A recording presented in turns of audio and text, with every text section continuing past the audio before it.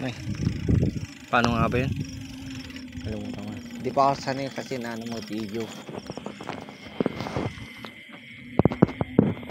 Hello, magandang gabi. Ayan. So ngayon, pauwi na ako. Pero actually, kanina pa ako pumapadyo pa uwi. Pero sa katunayan yan, dito. Mga ilang kilometer na lang, doon ako sana sa bahay namin. Awas ngayon ko lang kasi mag-iisip ang mag-video.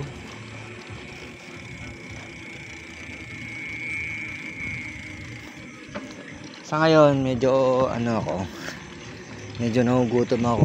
And, kasi kanina doon sa Kawayan, yung doon, yung kusong kainan doon sa una, ang daming tao, wala akong mapupustuhan. Yung ibang kumakain doon, wala na rin maupuan, basta makakain na sila. Eh ako naman gusto ko talaga kulang din, pero yun nga lang, hindi ko din ang medyo yung pagkain ko. Tapos dun sa kabila naman, wala na, yun na naman kakain ko, yung gano'n na naman kinain ko kagabi. Huwag naman. Naku, itong mga aso na.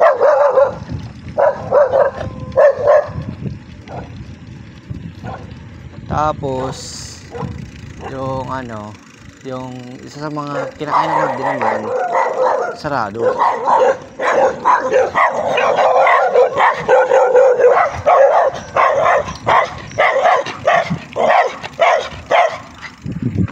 Grabe no, habol sila ng habol, pero siguro pag sana sa mga ibang ibang riders, nako, taas kagad ang paa. Tataas kagad yung paa nila na takot na makagat eh. Pero ako di ako takot na, di ako natatakot kasi ako naman na prone, tsaka hindi na rin ako sanay.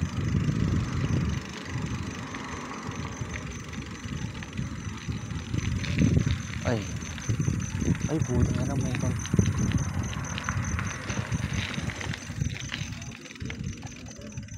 Dito? Buti na lang meron penguin dito. Nagtitinda ng pagkain. Check ko lang kung ano yung available sa kanya.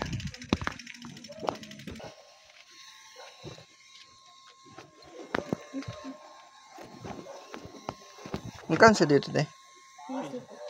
Pieces.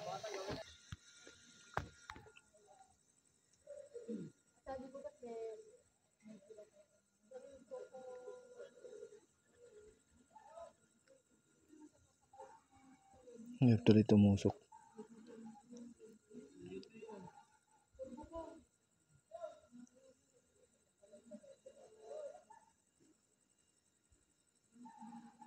Para ko na nilalala pagkain ko dito.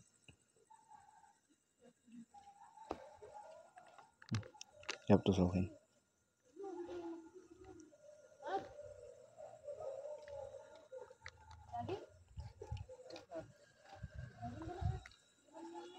Yan, okay siya.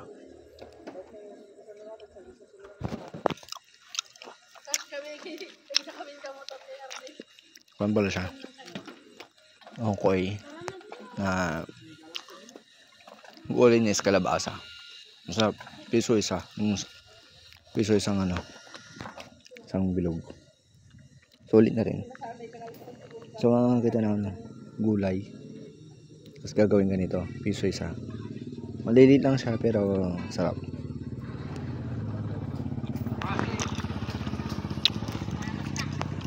Kain muna ako.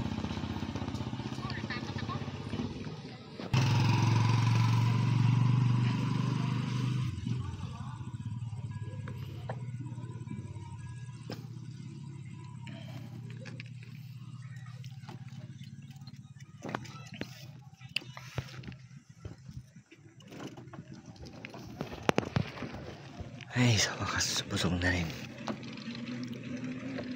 At tawid ka na naman yung gutom ko.